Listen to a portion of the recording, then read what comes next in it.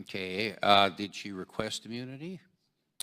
I don't know for sure what the negotiations involved. And is it also likely that the they refers to her Secretary Clinton's staff and specifically Cheryl Mills?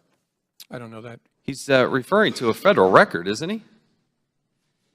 I don't know exactly which records he's referring to. A proffer. Was there a proffer of what the witness would say before the immunity deals were given to those that got those immunities? I just don't know. Why did Ms. Mills request immunity? Was she hiding something, or was she afraid that something would incriminate her that was on her laptop? I don't know. Do you know about the Reddit post when you interviewed him? As I said earlier, I think we did. I think our investigators did. I'm not positive as I sit here. Came clean under the immunity agreement and admitted that he had deleted the emails. No, not according to the FBI's documents. He had the immunity agreement in December of 2015. These interviews took place in February and March and May of this year, 2016. Combetta? Combetta. Okay, then I'm confused and misremembering.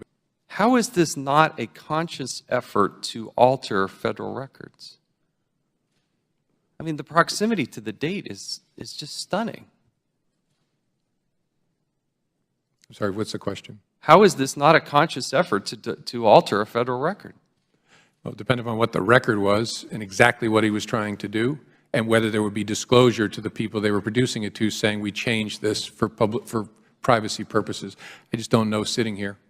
But he did indeed destroy federal records, and he was told at some point to do this, correct? Who told him to do that initially? When he was supposed to do it in December, and he didn't do it. Who told him to do that? One of Secretary Clinton's staff members, I can't remember sitting here. These are documents that were under subpoena. These federal records were under subpoena. They were under a preservation order. Did Mr. Combetta destroy documents? I don't know whether that was true in July of 2014. I think in at least one of the cases, and I'm mixing up the guys, but with Mr. Combetta, maybe also with Mr. Pagliano. No, I got that reversed. It's yes or no. Who authorized granting Cheryl Mills immunity?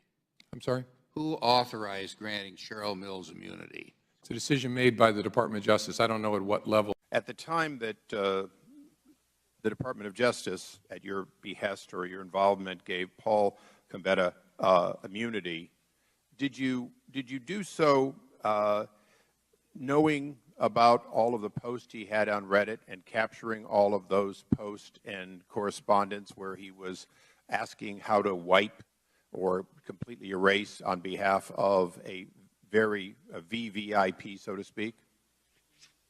I'm not sure sitting here. Now, it's been a matter of public record that Secretary Clinton brought 9 people into the room where 2 FBI agents were questioning her.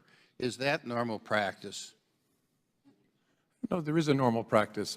My question to you is, when I was a chairman and I wanted to grant immunity to somebody, I had to go notice the Department of Justice, and you were consulted. Isn't that correct?